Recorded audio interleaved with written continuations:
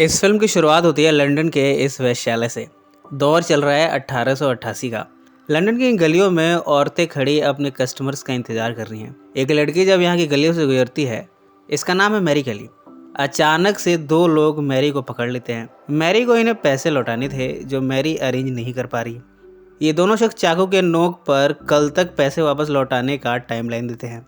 यहाँ के वैश्यालयों में लड़कियों को बांध कर रखा जाता है। उन्हें तब खोला जाता है जब उनके साथ किसी को संभोग करना हो, और फिर अधिकतर समय उन्हें रस्सियों से ही बांध कर रखा जाता है। मैरी के वैश्या दोस्तों में से एक है एन क्रुक।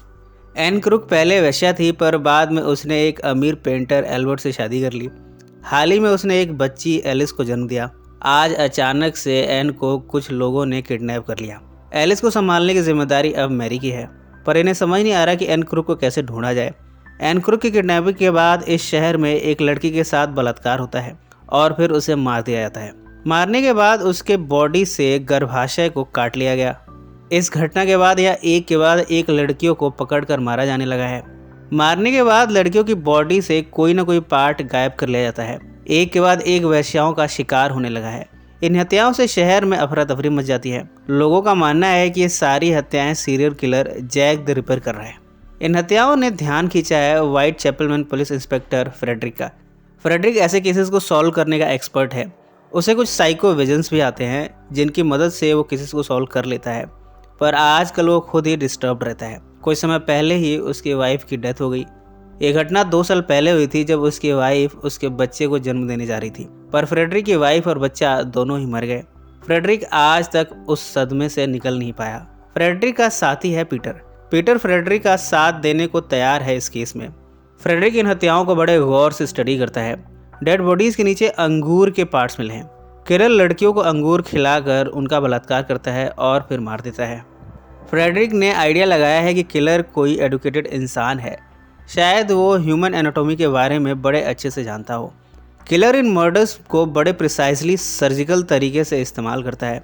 जिस तरह से लड़कियों के बॉडी पार्ट्स को निकाला गया है, उसे सारी थ्योरी सच भी लगती हैं। इन सब में एन क्रुक का पता कुछ समय के बाद लगता है, जबकि वो वर्क हाउस में पाई गई है। उसकी दिमागी हालत ठीक नहीं है और अब उसे अपने पास का अधिकतर हिस्सा याद नहीं। डॉक्टर ने उसे कैद करके रखा है क्योंकि वो काफ़ी हिंसक हो चुकी है। कई बार तो वो पागलों की तरह बिहेव करती है। उसे देखकर मैरी और फ्रेडरिक ये आइडिया लगाते हैं कि एन के ऊपर ऑपरेशन परफॉर्म किया गया है ताकि उसे चुप रखा जा सके। पर अभी तक फ्रेडरिक किसी भी क्लू तक नहीं पहुंच पाया कि आखिर किलर है कौन। फ्रेडरिक इस केस में छानबीन करने के लिए फिजिशियन की डिमांड करता है। सर विलियम को अपॉइंट किया गया है। फ्रेडरिक विलियम से कंसल्ट करता है। विलियम अपने अनुभव और नॉलेज को फ्रेडरिक से शेयर करता है। फ्रेडरिक इन मर्डर्स में इस्तेमाल किए गए चाकू की शेप को दिखाता है। विलियम भी फिगर आउट कर लेता है कि ये कोई आम चाकू नहीं है, ये तो रिचुअल्स परफॉर्म करने में इस्तेमाल किया जाता है। इस मीटिंग के दौरान विलियम को पता लग चुका है कि फ्रेडरिक अफीम का सेवन करता है और इस वजह से उसे अफीम का एडिक्शन हो चुका है।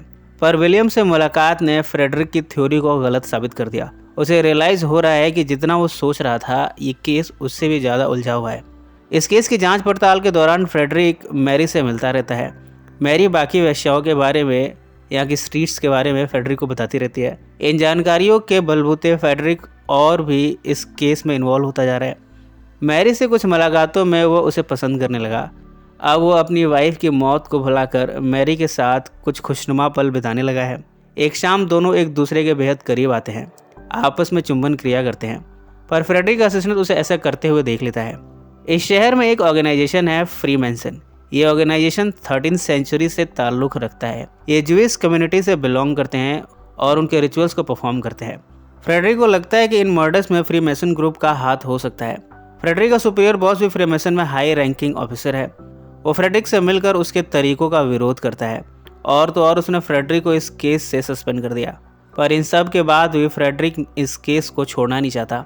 उसे ऐसा लगता है कि विलियम इस केस में किलर हो सकता है। मामला कुछ यूँ है। विलियम वास्तव में एन क्रुक की बेटी एलिस का लेजिटिमेट फादर है। एन क्रुक ने शादी की थी प्रिंस एल्बर्ट से। विलियम इस शादी के सारे विटनेसेस को मार देना चाहता है। कुछ समय के बाद ये खुलासा होता है कि प्रिंस एल्बर्ट क्वीन विक्टोरिया का ग्रैंडसन है। एल्बर्ट आजकल सिफिलिस बीमारी से मरने को है। विलियम का आइडिया ये है कि अगर एलिस ब्रिटिश एम्पायर की उत्तराधिकारी बनती है तो ऐसे में उसका खून ही इस एम्पायर को चलाएगा और आने वाली 20th सेंचुरी को एक तरह से विलियम ही जन्म देगा। इसलिए वो एक के बाद एक हत्या को अंजाम देता जा रहा है। फ्रेडरिक ने अपनी थ्योरी से ये सब कुछ फिगर आउट कर लिया है। विलियम फ्रेडरिक से कहता है कि वो बहुत जल्द 20वीं सेंचुरी को जन्म देने वाला है। फ्रेडरिक अपनी गन निकालता है और कहता है तुम कभी 20वीं सेंचुरी देख ही नहीं पाओगे। पर जैसे ही वो गन चलाने को होता है, विलियम का साथी फ्रेडरिक पर वार करता है। फ्रीमेसन फ्रेडरिक को लिए यहाँ से जा रहे हैं, उसे मार कर ये मामला समाप्त करना चाहते हैं, पर फ्रेडरिक यहाँ फाइट करता है। रथ उल्टा हो जाता है, फ्रीमेसन से यहाँ मारे जाते हैं। फ्रेडरिक यहाँ से बचकर भाग निकलता है। अब तक मैरी की सुरक्षा का जिम्मा फ्रेडरिक ने संभाल रखा था।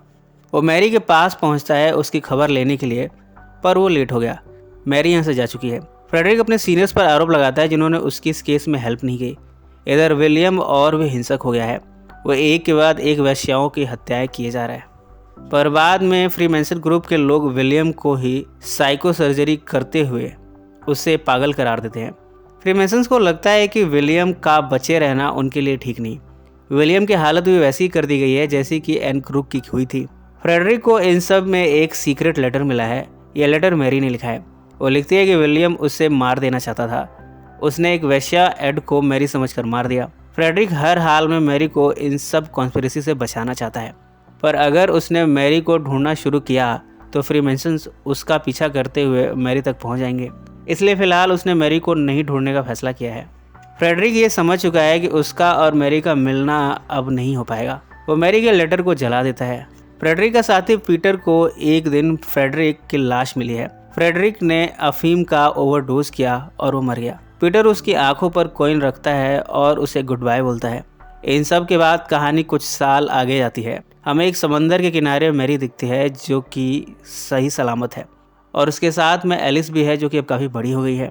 दोनों यहाँ एक कॉटेज में रहते हैं और इसी नोट पर फिल्म समाप्त हो जाती है। फ्रेडरिक इस लड़ाई में खुद मर गया, पर उसने मैरी और एलिस की जान को बचाने में कामयाबी पाई।